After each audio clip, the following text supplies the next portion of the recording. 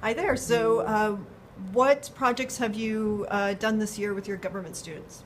So this is my first year teaching government, and the PBLs definitely helped the transition to government from world history too. We've worked on 2 PBL projects thus far. We had during the election season a sort of mock election in which students formed third parties and created their own platforms. We followed many of the stages of the actual election. We had debates, we had advertisements, we had the influence of lobbyists. We even had some October surprises that the kids came up with at the end.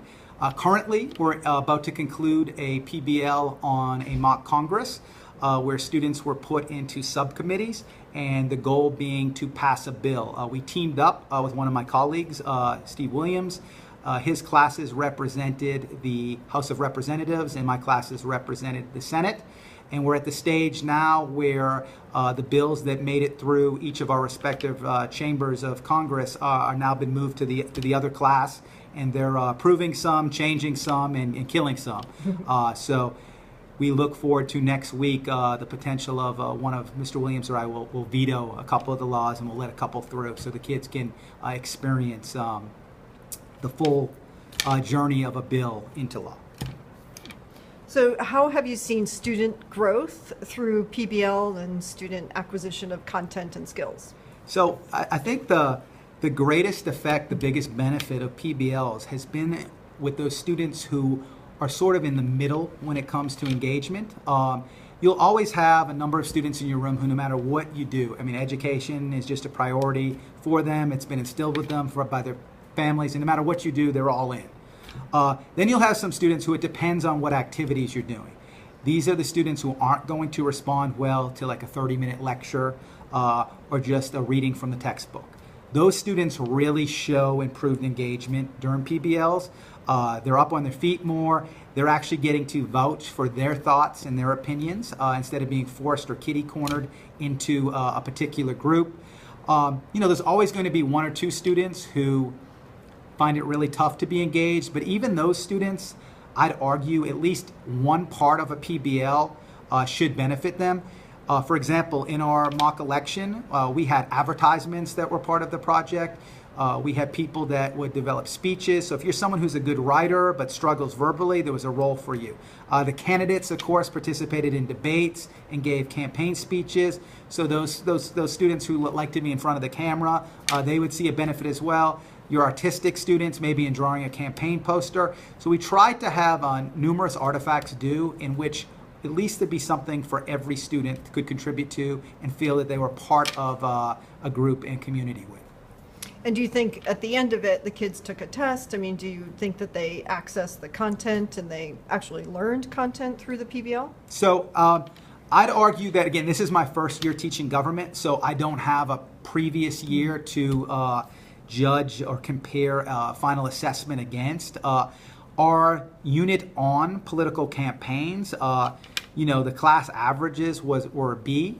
So anything A or B, I typically find to be the students are understanding the concepts and the terms and how everything works. But again, I'd find out more next year or through a unit where maybe we don't have a PBL. Like our upcoming executive branch unit, we're going to take a break from PBLs before getting back to them with the judicial branch. So it'll be interesting to see how an assessment end of quarter, end of semester assessment goes when a PBL wasn't involved compared to the ones we have in which it was. Okay. So for the teachers, how do you think teachers can do PBL well for their self and for their students? So from a teacher perspective, I think most teachers, even those who have been in the profession a long time, would argue that they like to have student-centered work in classes.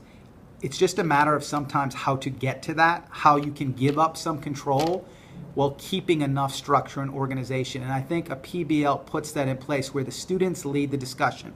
The students determine what direction the project will go in, but it's organized enough that a teacher doesn't have to worry for any sort of chaotic situations. The other thing I'd like to point out is that for general education classes, I teach honors now, but in the past I've taught general education classes. In the format of a PBL, to be done all in class without homework, that eliminates that sort of objection to an initiative where, oh, well, I have general education students and, they don't turn in their homework at a high percentage, so how can I expect them to turn in a project? It's in-class driven, and that eliminates and alleviates that concern. Great. So any advice for teachers for doing PBL units? I would say to give up as much control and let the students have as much say as possible. I'll give you an example. Our old political campaign project, we kind of told the students, you're either going to be a Republican or a Democrat, and they would sort of have to fit that criteria into everything they did. Now, the problem that had is that often things would get into almost caricature by the candidates. This enabled the 16-year-olds and 18-year-olds, we do have some seniors as well in this class, to create platforms that were issues that matter to them. And adults might be surprised that some of the issues, and a majority of the issues that matter to adults also matter to teenagers, but they also could put their own unique spin on it. I'll admit this particular election was really beneficial to a PBL because many of the students weren't happy with either of the two major choices in the two main parties. So creating that third party let them put their own unique spin on it. We had a party that was definitely ranged more conservative. We had a party that was very liberal on social issues. We had another party that was liberal on social issues but very conservative on economic issues.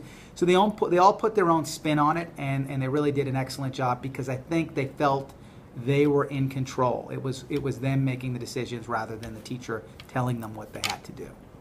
Awesome. Thank you.